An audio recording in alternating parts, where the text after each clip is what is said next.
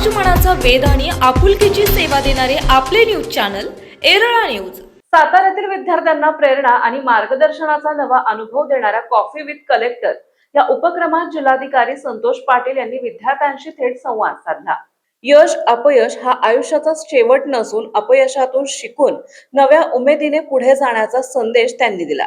विद्यार्थ्यांनी आपल्या आवडीच्या क्षेत्रात करिअर घडवावे, पालक आणि शिक्षकांनी त्यांच्या स्वप्नांना पाठिंबा द्यावा असे आवाहनही त्यांनी केले।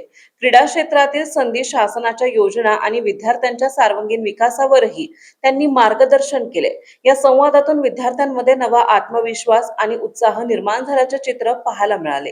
उद्देश हा आहे की कवी दत्ता हलसगीकर एका कवितेत म्हणतात, ज्यांची बाग फुलून आली त्यांनी दोन फुले द्यावी,